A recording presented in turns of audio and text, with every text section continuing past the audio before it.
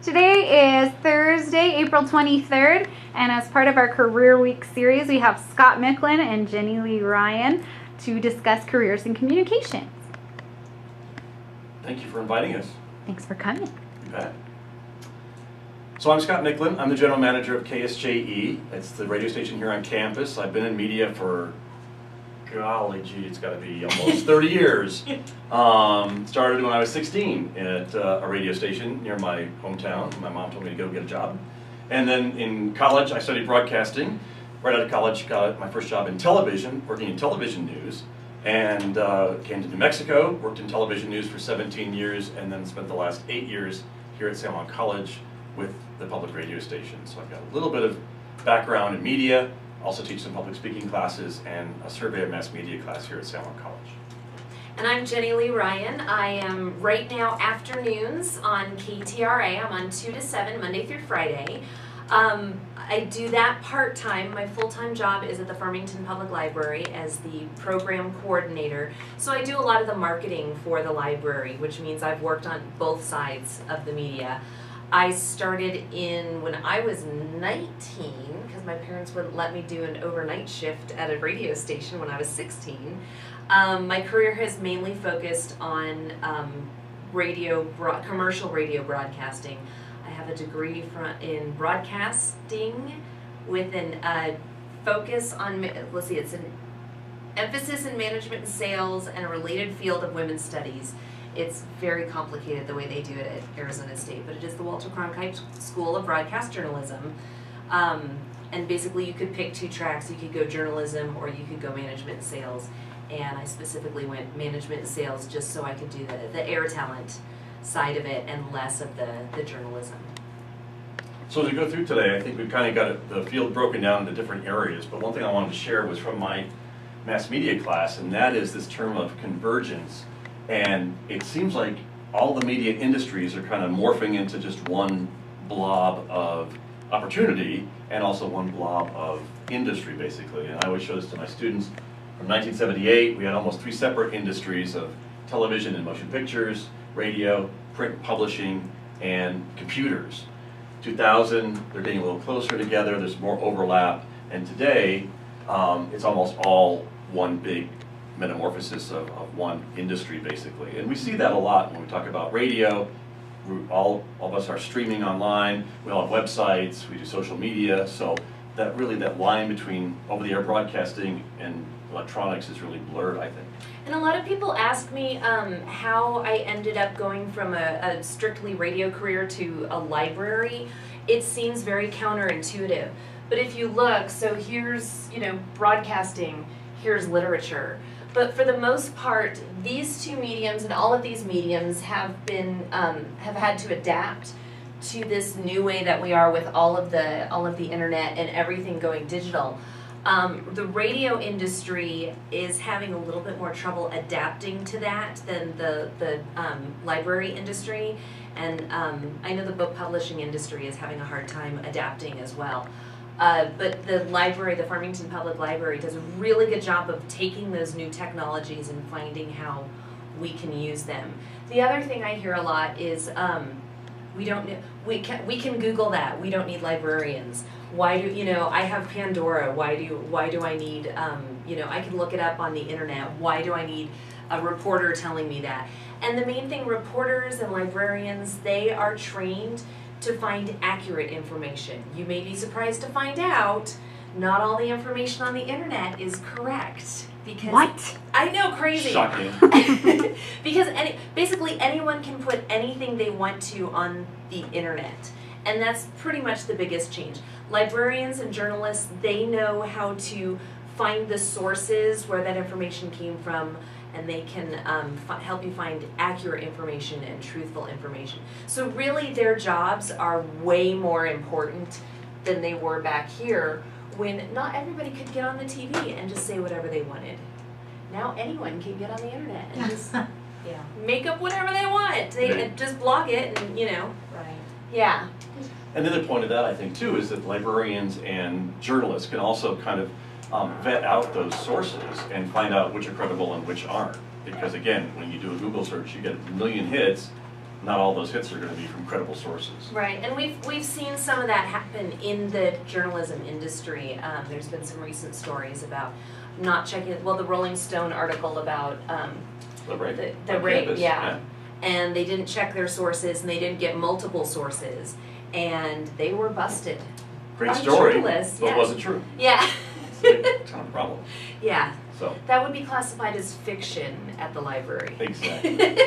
And one other point, and we'll move on from this, but today, I think, much different from when Jenny Lee and I were getting into the business, the jobs are really merging as well. So it's not like you can just get in and be a TV reporter or a TV anchor or a radio announcer. If you want to get into those lines of work, it's also going to include some social media and some internet postings and things like that. So the jobs are really kind of morphing together. It's not just one Absolutely. specialty. You agree with that? Okay. I totally agree with that. I agree with Alright. everything you say. All right. Print journalism. It's still around. It's under a lot of pressure. You like that? What my mom thinks I do. Exactly. What your editor thinks you do with a crayon, basically. What I think I do, because every journalist thinks they're going to have the next Watergate. That's They're right. Like, I'm going to crack it wide open! That was a Good. great movie. Yeah. And what you actually do, which is a lot of time on the phone and typing. But yeah. And there's a lot of danger with that. I have talked, since I've worked with the media on both sides, I have talked with people, reporters who haven't had formal journalism training, and they can sometimes ask very leading questions. And I can tell, like, I know when it's a leading question, but you know, we had an article about when the Farmington Public Library, the Aztec Public Library, and the Bloomfield Public Library were all together. And one of the reporters called us and asked, why did you kick them out? That's a leading question. It's like in a courtroom, if like, when did you stop beating your wife? Right. They have a conclusion. It's very important in journalism to get the information and then come to your conclusion, not to have your conclusion and then find the evidence, find the quotes and the evidence to support that. Reminds me of an essay. Yes, that's why you learn how to write essays that way. That's I hate journalism. essays. Yeah. Yes. And journalism, like every other profession, has good examples and bad examples, which is why we have malpractice lawsuits against doctors and lawyers, or good reporters and bad reporters. And it's the same way in any profession, unfortunately. And so we get to deal with that. I thought you had to have journalism training to be a journalist. If I knew that you didn't, I would have applied for one a long time ago. But You I need thought that you journalism needed training it. to be a good journalist. journalist. Okay. Okay. Journalism and marketing. I have a phrase around the library because a lot of people think they can do marketing. Very few people can actually do it well. And getting the nod, yes. It's one of those things that it's also all the years I was a disc jockey. Everybody thought, I mean, I can't tell you how many times I'd be doing a live remote in a bar and some guy would walk up and say, hey, I could do that. I'm like, really? Because I studied this for 4 years and I've practiced and I've worked at it and I've Right. made very public mistakes. But you can just walk up and do it perfectly. Right. And some people can, but not as many as who think they can. Right. That's true. And there are lots of stories of people that get jobs as a journalist without a journalism degree or journalism training. But to be a good one, Ronan you need Farrow. Let's see who else. Well, Ronan Farrow. yeah. Yeah. that. Ronan Farrow. Whose show's not canceled. Yeah. And just, you know, and they might do okay or they might not do okay, but, you know, there's lots of stories like that. But I mean, really, traditionally, those are still the best ways to go about doing it. In any career, there's natural talent and there's learned talent. Right. If you can take that natural talent and learn how to make it better, that's going to make you the best version of any career that you Right. choose. That's what I do with my theater. Yeah, Mhm. perfect. Good idea. So, and again, I think a lot of folks don't realize that as a print journalist especially, there's a lot of work on the phones and typing before that story gets into the paper. It may take Right. weeks and weeks and weeks to, you know, work out the sources and cover the story before it really is ready to go. And it's not all, you know, just that or that. And a lot of times, the calls I get from the Daily Times are, I was just assigned this by my editor and I have to have it done by, you know, tonight. I need a quote. And sometimes their deadline and their schedule doesn't fit into what I'm doing with my schedule, or we may not, what we want to promote doesn't fit into their editor's deadline. A lot of print journalism depends on space, so they will write the story. Is that right? Did I do that right? Inverted pyramid. It's the other way. Okay. Sorry. Okay. It's been 20 years since I was in college. Okay, so There you go. basically, so this is like all the who, what, when, where, all the broad stuff. And then, so if they run out of space, they write it so that when the editor says, you're out of space, it makes sense when you get to the bottom. Right.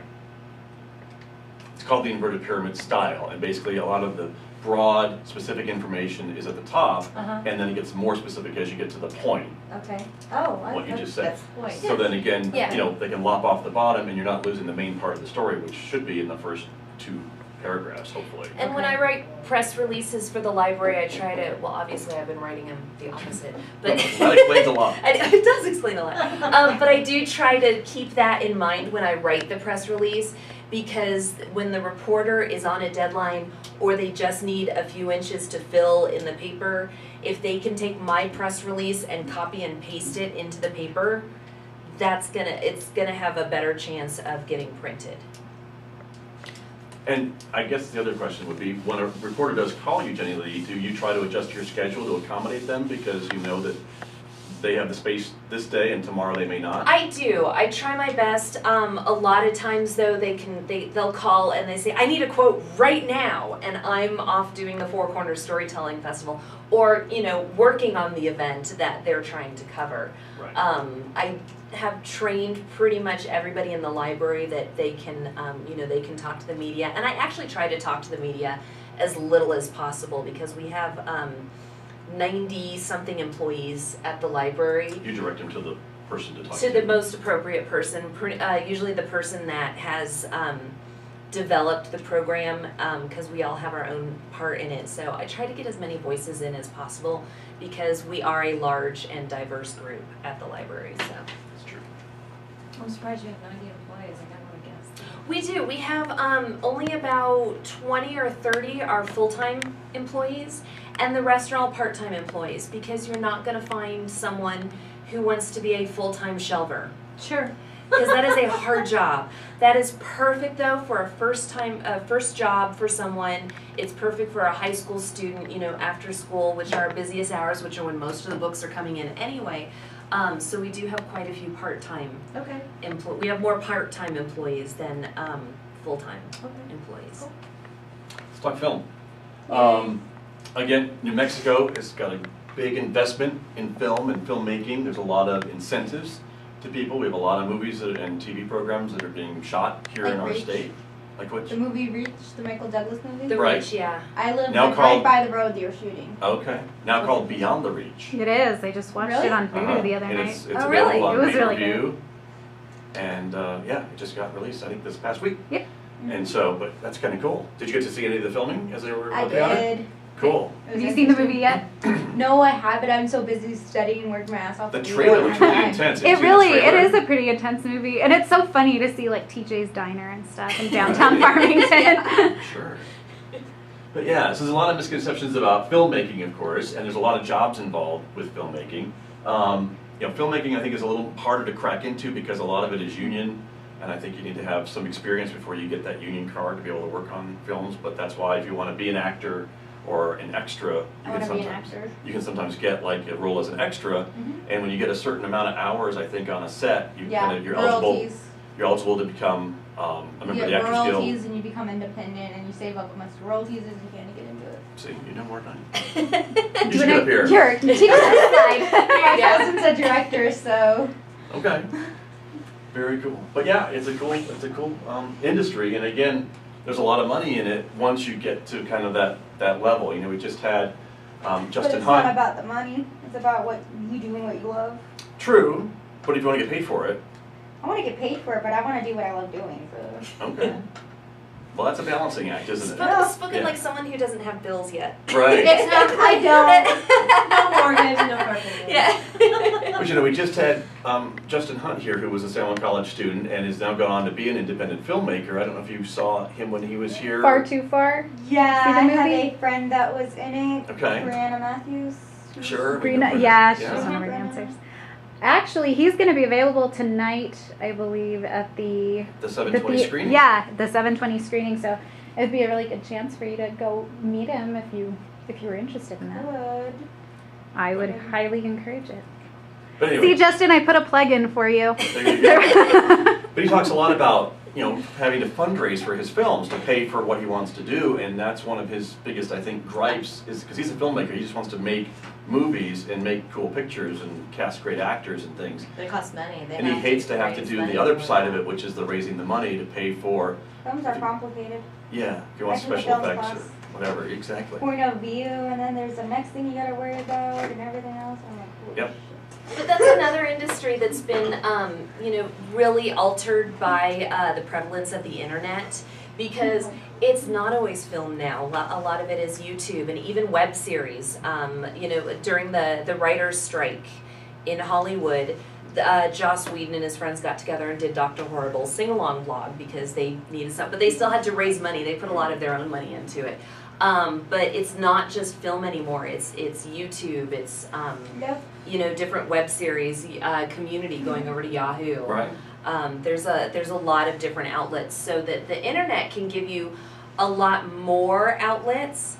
But again, it goes back to, yes, there might be someone with a lot of natural filmmaking talent and a lot of acting talent, but to get the training, that's what's going to set you above the rest and get you that funding you need to do your next big project. Exactly. Because I mean, anybody with a cell phone and a YouTube account can be a filmmaker Yeah. when you think of it. But to be a successful filmmaker You takes a gotta little bit have- more to it. You gotta really study and work at it. Yeah, exactly. Jordan's a filmmaker right now. Right? I now, am. Look at that. Exactly. Look at you. Look at me go. See? All right. Next is our favorite, radio. Medium. That's our thing. Yep. I love that. There you go. So my radio career started when I was at Arizona State. I did a lot of internships. I was the intern on one of the morning shows that helped make the big vat of green jello for people to wrestle in, and you got, I'm That not. sounds fun. It is Classy. bizarre. I know, I've done some really weird things. Yeah, so I started out as an intern, and basically that was my goal, was to get as much experience in commercial radio during college so that I could get an on-air job as soon as I graduated college. I was lucky enough to have a lot of great support from a lot of the radio stations in Phoenix. They helped me do an air check, which I sent out to the Tennessee Broadcasting Association, because my mom's from Tennessee, so I thought I'd try there first. And just by sending that out blindly, I got picked up by a station in Clarksville, Tennessee, which is about 45 minutes outside of Nashville. And it was an unrated market at the time, which means Arbitron did not have it in a ranking. But when it became a rated market, it was market number 199. So I did that for about 5 years. I was As opposed to New York City, which is market one. one, yes. So that's a, Yes. so a smaller town. But it was But also, lovely. yeah, it was also a tertiary market to Nashville, which was market number 40, I believe. You get a lot of crossover listening out of the A lot Nashville of market, crossover right? listening, yeah. In fact, my day part showed up in the Nashville market as the number one day part, which is hilarious because I wasn't even there. Congrats. I know, that got me. Of course, everyone says they're number one in something, in some market, because we all know how to read the statistics on that. So I was midday, so I was on 10 to 3. It was a hot AC station. I was also music director. So I did I know what add hot AC means. Oh, Not thank air you. conditioning. No, adult contemporary. Okay. So it was 96 to 2001, so, and I was the music director, so I planned out all the music ahead of time. We tried to make it sound like, oh, we're just going to put this record on. It's like very planned out, the research is done, so you add based on what people are listening to and what the burn is. So you would have people that would call people and say, are you sick of this song yet? And we would wait till we got to like a 60% burn on it, which means that the average person was really sick of the song and was changing the station as soon as it came on. I did add Britney Spears, and I apologize. You have to do what you have to do. I had to do what I had to do, yes. And today I would say it's even more so. The music is planned out, and there's a lot of research, especially with iHeartMedia, formerly Clear Channel. There's more access to research, so you can get, Pandora has a list of what people are skipping. Look up the popular musics. Yes, and you get all that data in, so you can get what people are skipping over. iHeartMedia has their own Pandora type thing, and they use a lot of that for their research. Which then goes to the radio stations, which is kind of Exactly. nice. So Clear Channel, so in '96, when I got my first professional job outside of college, that was when the FCC deregulated. So you could own 2 AM stations and 2 FM stations. Then the FCC said, you know what, own as many as you want as long as you don't have a certain percentage of the market. So Clear Channel went in, they bought up a bunch of stations in a lot of different markets, and then to save money running all of those, they have a centralized place where they do the programming. They pick the music, they have the air talent, that kind of thing. Now when I started in radio in '96, I made $300 a week as my salary, so it was less than minimum wage. And Crazy. yeah, I know. And I had so I had a 5-hour daily shift, so I was on the air 25 hours a week. I recorded on the weekends. I did live appearances, and then I was also the music director. What Clear Channel does, and now it's iHeart. I keep thinking that slide is there. And what iHeartMedia does is, so they'll take someone and let them program a station. They'll say, all right, you're on the air, you pre-record it, you program this station, we're going to pay you $25,000 a year. Oh, nice. For every other station across the market that you program, we'll pay you another $6,000 a year. So the person gets a really good pay bump for every station they're willing to voice track, and it took me about an hour on Sunday to voice track Monday, Tuesday, and Wednesday, and that's pre-recording the show.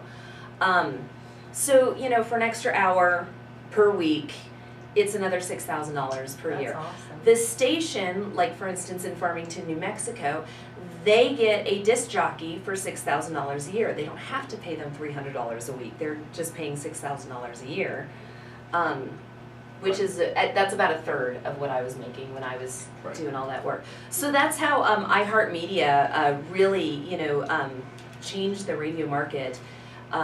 And really reduce the cost of advertising and the cost of staffing those stations. And at the same time, though, they reduced the numbers of people in radio. Right. Yeah. And so it got a little bit harder for folks wanting to get into radio to find those entry-level jobs, because they were able to cover the airship for $6,000 and get a high-quality, major market sounding air talent, as opposed to hiring maybe a really talented college person for $30 a week. Right. Used to, you could start with a midnight to 6 a.m. shift. That's what you did, right? No, I was actually on Saturday evenings. Ooh, 6 look at p.m. to you midnight. Fancy. Ah, yeah. But that was a beginner, Playing records. Yeah. That's how old Well, I am. They're actually coming back. I know, thank goodness. I think that I am one of the youngest people that knows how to splice reel to reel. Yeah. Now everything's done digitally, but we used to do it on these big rolls of magnetic tape, and you'd take a razor blade and you'd edit. Now we can do that in a fraction Computer. of the time. Exactly. Yeah, and it's fun too. Well, sure. I like editing. That's one of my favorite parts. But still, radio's still around. Right. So my career has not really been in radio journalism. It's been in commercial radios. What Scott does now is more like radio journalism and reporting the news and. True. And again, before the internet, radio was kind of the more immediate way to get news out to people and get them, because the stations usually had newscasts every hour, and so if something was breaking, you could turn into the radio station at the top of the hour and know you'd hear probably a newscast. Now, of course, the internet has changed all that, so when there's breaking news, most of us, or television, turn to TV or the internet to see kind of what's going on, and so that's another way of that convergence. And radio can do the same thing, but it's just a little different. Yeah. And in terms of one of the reasons I went into radio is in terms of advertising. radio, when you advertise, you need repetition. You have to repeat something 7 times before someone remembers it. With radio, you can get that repetition faster and cheaper. Right. You can get it on the air faster because you don't have to worry about the visual, and you can get that Sorry, repetition. Sorry. Sorry. That's right. That's why no one comes to our events, Scott. Oh, curses. Video. But yeah, you don't have to worry about getting the video in that you would have to do with television. Television, because you do have to have that video, it takes a little bit longer to produce, and it's more expensive to buy the repetitions.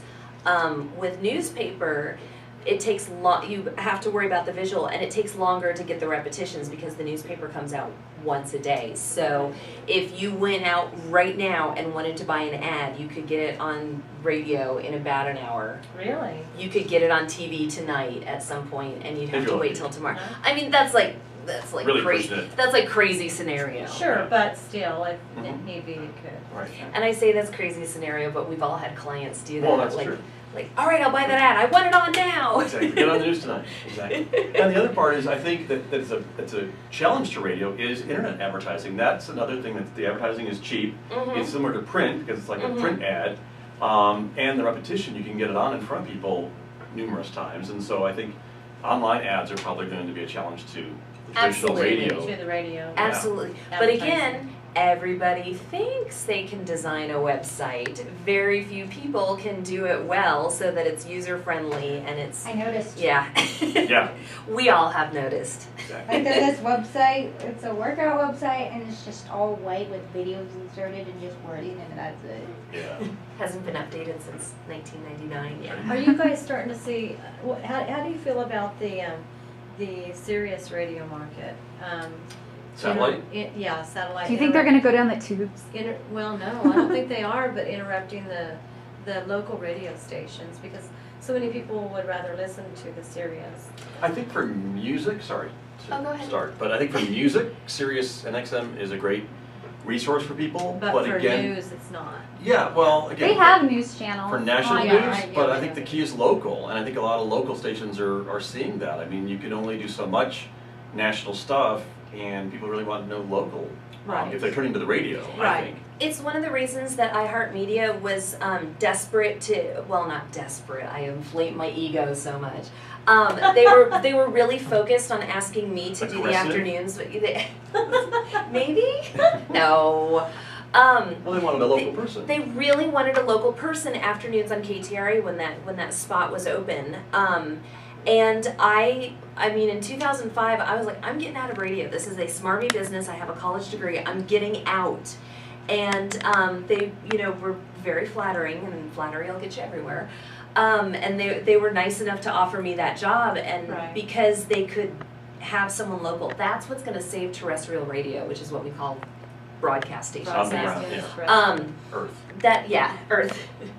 That's what's going to save them is the local, because when you adapt to that, and that's why we do still have local people at iHeartMedia. AGM, which has Kiss Country Crown, that's the first one I started working at, and they also get that you need a local person. You need someone that, even when I'm out, and I forget because I spend so little time recording those shows, I forget, like the first few years I would forget that I did it, and someone would say, oh, I heard you on the radio, and I'd be like, really? Oh yeah, I'm on KTRA every afternoon, or it really weirded people out that they'd come in and they'd say, oh, I just heard you on the radio, that was weird. Like, oh yeah, I do record that. I totally forget about that. But that's what's going to save terrestrial radio. The concept behind satellite radio, it did not take off as fast as it could. In fact, as they suspected it would. When XM and Sirius both came out, I had an opportunity with a friend to go and be part of it, and we discussed it, and we were like, what they did is they took all these people, all these experienced broadcasters out of the broadcast industry, gave them these great jobs with these great salaries and these amazing studios with your own gym and your own cafeteria. And after a year, the subscription rates weren't as high as they thought it was. They all lost their jobs. Really? Not all of them, but about 90, I would say about 90% of them. Well, At, right. at which point, their jobs had been filled by those Clear Channel disc jockeys that were working for $6,000 a year to record in another market. So then all of a sudden, the market had adjusted for all these broadcast professionals that had left. And then all of a sudden, the market was glutted Right. with them. So. And at the same time, again, those two companies ended up having to merge because Right. they couldn't support So the, even more Right. people the lost their business on their jobs. own. Right. And then we see the rise of the iPod and your own personal music. And so a lot of people are saying, why should I subscribe to a satellite radio service when I can have this little portable device that I can have all my favorite music with me and play whatever I want, whenever I want to play it. And so that was something that satellite radio hadn't projected when they launched. When And they so initially everyone's launched. still kind of figuring out their own place in the new world order, if you will, of radio. And it'll continue It's to be in flux, transitioning yeah. in time. Yeah. Yeah, and It'll satellite continue. radio, they are adjusting pretty well. They now do the Pandora type thing where you can, pick the songs you want The to play. online channels. Yeah, Right. the online channels, that kind of thing. Satellite has a great advantage in your car stereo because terrestrial and internet radio cannot keep up with you when you're on a road trip. But if you have a satellite station, you don't have to worry about static, you don't have to worry Exactly. about finding a Wi-Fi signal. So that's really their strength, and I think they're really playing that up Right. too. I've noticed one of the But satellite stations I listen to, they've gotten a little more chatty, which But you're right, because whenever I had it, I no longer have it, but whenever I did, I didn't know what was going on locally because Mhm. all I listened to was Sirius Radio.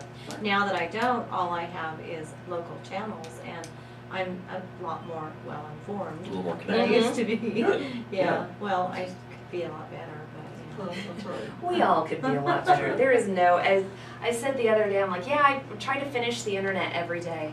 Get does through the really end, try. and then the next, yes. Keep trying. My attempt is to. Exactly. We talked a bit about public relations earlier, so I think we've kind of covered most of that stuff. That one's funny. Did I go?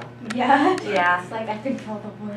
And that's a difficult concept. When I first went over to the library, which the bulk of my job is public relations for the library, my mom every week for 2 years said, so now where do you work? What do you do? And I think she just pictured me like in a bookmobile Oh. and wasn't really sure what I was doing. It can be one of those miscellaneous jobs in any department because people just don't know what to do with marketing and public relations. And if you don't get that how important it is, then you need someone in there explaining and focusing on it. Very few places get how important it is and take the time to hire someone to be focused on the image. But especially with the library, our credibility is everything. We are a place where you go to get accurate information. So we should be giving accurate information as well with our public relations and our marketing. Right. And you think about the firms in Farmington who have full-time public relations staffs, and not a lot of them do, but the hospital, the college, and that's really about it. I would say maybe BHP and P&M and APS, some of the bigger companies, but a lot of them don't. I mean, the city, I think, has seen the value of, they have more marketing folks in Parks and Rec and government relations and all that kind of stuff. Absolutely. And so I think they've kind of realized, how important it is, but not a lot of companies can afford to have a full-time person. Usually it's kind of just given to another person to do part-time. Which is a lot of salespeople in broadcasting have taken on that role as marketing manager. They'll actually call themselves a marketing manager. And the small businesses that obviously can't afford a full-time, marketing manager, and refuse to see the value of marketing and public relations or getting help with that, they figure it out pretty quickly. You can usually tell when their business just and they'll say, well, my business is going down. I can't afford to market. Really, you can't afford not to at this point. The reason most businesses fail, or the reason many businesses fail, is because nobody knows what they offer. No one's done the time to do this and figure out what they're doing. That's why we serve popcorn. Exactly, yes. It's all marketing. Yes, that is marketing. And again, there are marketing firms that can take on clients who maybe don't want to have their own PR people. Oh, yeah. And they can, and they can help in that way. And so it's a less cost. It's spread out among a lot of clients. And there's consultants as well who will come in, and even the library uses a library consultant. He's the architect that built the building, but he also comes in periodically and says, hey, our research shows this, this, and this. You might want to consider changing this, this, and this. I mean, consultants are very important to any business. Sure. So. All right. That's all you. Television. Again, it's probably the most influential medium, I would say.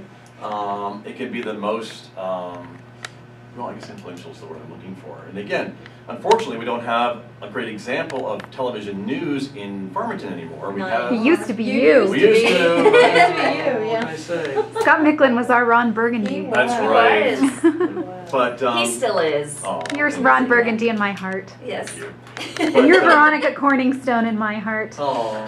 Aww. Aww. But to their credit, KOB continues to fund and keep a full-time reporter based in Farmington. They're the Oh, do only they Albuquerque really? station that does that. I didn't know So that. if news does break, they usually do send a story down at least every We'll day. say fund and pay a full-time Well, reporter. yeah. Not a lot of money in these Doesn't careers. pay them a yeah. lot, but Yeah. And, but to their credit, they do still have that. Now, a lot of the other stations will say, we have a helicopter, we can get up there in 40 minutes and cover whatever needs to be covered. But still, it's not quite the same. And again, we've kind of seen that, I think, when you watch the newscast. It's a statewide newscast, really focused on Albuquerque and Santa Fe. Right. They could really care less what goes on up here unless someone's dead or dying or on fire. That's kind of how it goes. And again, Scott, that was out loud. I know, but that's what they do. It's all television, basically. And unfortunately, TV is one of those things that, fires are good TV stories. Budget hearings aren't very exciting TV stories. And it's just the nature of the medium where if it's not good video, and that's a criticism too, it's not as good of a story. And it's unfortunate. And that's why, police shootings, car chases, fires, they show up on the news because the video's there to support those stories, unfortunately. All of Drama. these jobs are, they're basically a balance between the art form and the business side of it. Sure. You have to do a lot to keep the advertisers happy, and you have to do a lot to maintain your credibility. You want to be entertaining on the air, but you also want to not tick off the advertisers. So it's very much a balancing act, and we've always learned that there's basically, you have two audiences. You have the audience and you have the advertisers, and those are the two customers that you're trying to keep happy. Right. So. And of course, a lot of TV news departments will say they don't have any influence from the sales department. If they want to do an investigative piece on the local car dealer, they would do it. But I can tell you that there's a lot of pressure to make sure that story is right Correct. and accurate, Which is Especially in a small yeah. community. which is what you want. But Yeah. still, they're not happy about it. You can imagine the car dealer would not be happy about having a negative story on the news about their business practices And when they there's- just spent 10 grand that month on ads. Yeah. Yeah. And there's always decisions, credibility. So, we have to cover this story because, it's a very important story. Is it worth the sacrifice to our credibility? Is it worth the money that advertiser is going to pay, or is the money, losing that money, worth the boost you're going to get in your So you credibility? do have to pick and choose your It's story. that it's Well, definitely a balancing act. sometimes, yeah. But again, if it's a major advertiser, I think a lot of the general managers would say, they're separate. There's a wall that separates news from sales. But it's the reality of the situation, especially in an economy like this.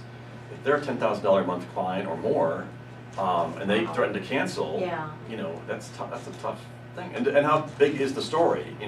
Is it that someone feels they were cheated out of a lemon and got this car, or is it maybe affecting 100 people that got cheated? Well, maybe that's a different story. Right. And we would do that story. I don't know. It's balance. Balancing. It's difficult sometimes too. So. Yeah. In commercial radio, it's much easier because you don't bite the hand that feeds you. But I know that the women who would do the sidekick thing, the news reporter thing, they would not record any commercials. They would not do any live spots because they didn't want to ruin their credibility by talking about how great it is to, you know, go to this check and loan place or play that stereotypical. Right. I always laugh about the when I get the two voice commercials, like, it's so hot here and I don't know what to do. Yeah. That's all right. Yeah. Just call. Just call. Yes. I happen to have their phone number memorized. That's right. Yeah. Cheesy. Yes. TV, again, a lot of small markets, a lot of places to get your start. When I started in television, I was anchoring the late news, 11 o'clock news. The minimum wage at that time was $3.35 an hour, and they were going to pay me $4.50 an hour to anchor the news. Ooh. I know. Really? Really. I thought you made a lot more money than that. Everybody- Well, that was my first job. You know. Because you were usually like, But And you know, but they pay you an experience because you're just a kid out of college with, you know, and again, it was a small market, probably small in Farmington, and you know, and that's what they paid. And I replaced an unpaid intern who was doing it before I got there, so that's what happened. But you know, today though, I think there's a lot more opportunities because, like we saw in that convergence model, That's a lot of good the to know. jobs in television are morphing as well, and so a lot of anchors and reporters are also asked to be photographers, a la Jordan, one of the best dressed camera women around. And so for a lot of jobs, like in major markets, like, you know, even like Phoenix or Dallas or Denver, if someone's willing to go in and be a reporter and a photographer, and maybe you work 90% photographer and 10% on-air reporter, you can get a job in these major markets. Whereas when I started, you wouldn't even dream of applying to a station in Phoenix or Denver unless you had like 5 years experience in a smaller station. Similar to radio, where you can, you know, have a full-time job in this market and then a bunch of part-time jobs in cities where you have never even been to. Right. Cool. So it's an opportunity to make a livable wage. But part of our job as a personality, you know, as an anchor or a personality, is to kind of hide that. The mullet. The mullet, The yes. broadcasting The mullet. Broadcast mullet, business party. This is up front, part in the back. There you go. I didn't know we were going to use that. Well, Jordan. Yeah. I there promised she she brought it could. up, She yes. did. Okay. Exactly. See how it is? So, but yeah, I mean, the impression on the radio is that we were like these fun time, well-adjusted, well-paid, you know, we're jetting off to all these places. Man, I was living in like a one-room, like, apartment, like, you know, searching for change in the couch cushions Sure. to feed my cat. So, if it weren't for free pizza at live remotes, I would have starved. So, I was a lot thinner then. too. Well, and I think I was taught too in broadcasting is that the audience doesn't want to hear about your troubles. You know, Right. they got their own No, troubles, so exactly. they They're tune trying to into you on the escape. radio or on television. They just want to know what's going on and hopefully, you know. And you have to be super upbeat. Yeah, you know, present it in a nice upbeat way because they could care. I mean, they Yeah. probably do care, but that's really not your job Yeah. to be Well, a Debbie Downer. And on the Right. commercial side, they do kind of assume that we're not very bright because one of the things I used to do, I know, well, not on the journalism side. Oh, okay. Yeah, But on the- I never assumed that. If we weren't getting enough phone calls, we would say something like, okay, so this is, there's that news story about that one guy, oh, I totally forget about it. We had all the information right there. We were just trying to get someone to call us and correct us on it. So Interesting. it is a lot of acting. See? I do that a lot. See? That's it. That's it. So there you go. There's you guys. It's your career in communications. I Oh, have, it is. I have never anchored. I've never had hair like that. But look at what you would look like if you did. I See? know. I know. That's Look what actually, Scott would look like with that do. Yeah. Oh, that's you guys. I didn't think I that. didn't even know. You Thank okay? you. I was Brilliant, like, brilliant work of Jordan. Jordan. Oh, you have yes. to give her props. Yes. Do you know how long that took on Paint and Publisher? It was worth every It was, second. yes. That's right. It was delightful. I did do the news for a little while when I was on a morning show, and I did the morning show sidekick thing. That's what I was talking about when I was reading something about the bass player for one of the bands, and I said the bass player. So, yeah. Just plays his fish, no I big was deal. I know. Yeah. There is something called a rip and read, which is highly discouraged, and that's you get it on the national service or you know print it out off the internet. You just rip it and read it exactly as it's said. Because or you as don't know it's whether written. it's fact or fiction. Well, Well, it's it- fact, you're getting if it from a news Yeah, wire yeah. service, but it's Yeah. not written in broadcast style, maybe written in print style, Oh, okay. which is a little different, there's a difference to it. very much a difference. And I think even now Clear Channel gets stories from the Daily Times, but they do kind of rewrite them a little bit. so that we can say, yeah, so that we can talk about them, and so it's more conversational. Because When normally I'm sorry, but the print style would be, John Smith, 33, was arrested for whatever. Okay. And that's a real halting way to deliver it Right. on radio or television. Yeah. So, and a lot of it, sometimes the headlines are, and I know these drive you crazy, but there's a specific reason why the headlines, like on television, are written. Something in your cabinet could kill you. Find out at 6. Those are annoying. Wait, I probably need to know that now. Right. What if I'm That busy at 6? makes people tune into your Yeah. podcast, so. And one of the things, and you'll hear me do this on KTRA a lot, is I'll say, coming up we've got Dirk Bentley and I'm blanking right now, Tyler Spears. Farr and Tim Aaron McGraw. Lewis, did you And know it- that Aaron yeah. Lewis was the lead singer too? I I just heard it the other day Yeah. to a big band. I Yeah. was like, really? but I'll say the artist, but not which song. Right, Because if I say which song, I'm right, like, oh, I don't like that one. right. But if I say Dirk Bentley, you're like, oh, there's that one Dirk Bentley song I really like. I know it's gonna be that one, and sometimes it's it not, is. and- And then Sometimes Jenny it is. crushes their dreams. I Yes, do. they do. Yeah. Never listen again. But Yeah. anyway, yeah. So radio is rated every 15 minutes. So basically, what you get a little Arbitron diary, and you write down what you're listening to every 15 minutes, and it's a sampling of the population. So when you're listening to the radio, you can tell that we'll never have commercials at the top of the hour, the bottom of the hour, or either quarters. That's the 12, 3, 6, and 9 that are on there. Because that's when someone's writing down in their journal. And if we're playing commercials, they're not going to be writing that down in their journal. So we do the commercials offset, and we play our most popular songs at those times. Really? And we do our contests. If you like, today is a world premiere day with the Zach Brown Band on nice. KTRA. It's at the top of the hour every hour because at 4 o'clock in 60 seconds, we want those people who have their Arbitron journals to write KTRA right at 4 o'clock. There's a contest, and then there's a new song. Right. And Yeah. we tell you ahead of time. Who's writing the Arbitron journals? It's Well, that's you, maybe, Me? residents of San Juan, residents I of New don't have Mexico. time for that. it's Well- a random sampling, so they'll ask you to Commit to doing it. yeah. Oh, Kind of like doing okay. And the then- Nielsen Oh, okay. ratings. And yeah. whatever family It's commits volunteer, is okay. representative of Okay. about probably 1,000 other families. Oh, I see. And they Okay. pick, how many kids you have and Okay. all those types of things. kinda like a Same thing census for thing. television. Mhm. So with television, they do some things thinking about the Nielsen's, where their commercials are, where with me, Sure. I know it's every 15 minutes, so I know what to say and what to do, and I have studied that to get you to listen for the next. If you're listening at 4 o'clock, then I want to make sure you're listening at 4:15. If you're listening at 4:15, I'm going to make sure you're listening at 4:30. You want to keep your So- audience. Right. Yeah, even if you leave during the commercials and come back, I'm going to make sure you're listening at those times. And on Can TV, you it- tell when people change the station and they're listening? We it's can. all from the diary. It's all from the diary. So on the other side is when I was saying I was #1 in Nashville, I was able to make people believe they were listening to me because the music, they're all doing the same research. All the stations are doing the same research. So sometimes it's difficult to tell if you're listening to Kiss Country or KTRA. I don't care as long as you write down KTRA in your Arbitron diary. And that's kind of how I did that with in Nashville. I used some techniques. I was gonna say tricks. They really are. No.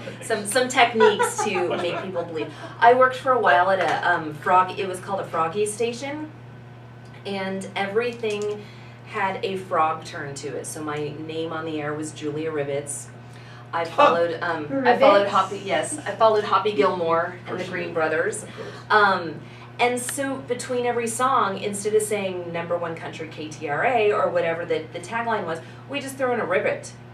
And people would remember, oh, I'm listening to Froggy, and write that down That was in the their image they journals. wanted Yeah. to. Even our weather forecast, but Kermit the Weather Hermit's official frogcast, for Murray County is, I mean, I did all that. We have the Froggy Friend of the Day, and today's Froggy Friend is Scott Michlin. Let's give Scott a big old ribbit. Ribbit, and then you hit the little button that's ribbit. Yeah. And if you see Scott today, you tell him to have a hoppy day. Nice. Yeah. See? But that's the advantage over it. You can't do that on satellite radio. No, you can't. So, That's very true. and it was, I mean, it's cheesy, but it works. But it It's works. effective It's true. because that was the It's number a one marketing- station, It's a and marketing solution. Right. so many country stations, tried to take on Froggy, but they just couldn't compete with that because even when they were listening to the other station, they just liked writing down Froggy Ribbit, or listen to That's true. Julia Ribbits, or yeah. Now on television, we do it electronically, and so in San Juan County, actually, we do have for television ratings, actually electronic boxes that are put in people's homes, and will actually record what shows that you're watching. And all it asks you to do is to tell who's in the room watching TV. And so in KOBF, I could tell actually from 6 to 6:30 how the ratings would change every 15 minutes, Mhm. and how many people would tune in to Channel 4 to watch the local news from 6:15 to 6:30, as opposed to the KOB statewide news from 6 to 6:15. And usually the ratings went up, which they really didn't like in Albuquerque. They hated the fact that people would tune away from Channel 7 and tune to Channel 12 for the local news Nice. at 6:15. And they still cancel it. But anyways, that's another day. I know we've got 50 years of broadcasting knowledge in here, so we've kind of given you. Dang. I know that's a little scary. now 50 that I years think and about it. 50 minutes. Yes, Whoa, I that's it? know. That's what we should have called it. That's what we should call it. No, So because just stay then classy. people would think I was 50. Yeah. So, Any other questions? I know you guys have other places to be Yeah. probably, but thank you for coming. Thank you so much for Both of coming you. in. Both Well, of thank you. you for coming. I mean, You. all of you, video audience. It is a full room today. Right. Aw. Don't all rush the door at once. And thank you to Jordan and the Career Center for Yeah, having thanks, us. Jordan. Well, thank Thanks for you guys inviting for us. being our guests. Yeah. So I guess that concludes Communications Day. I guess it does. I guess so. Cool.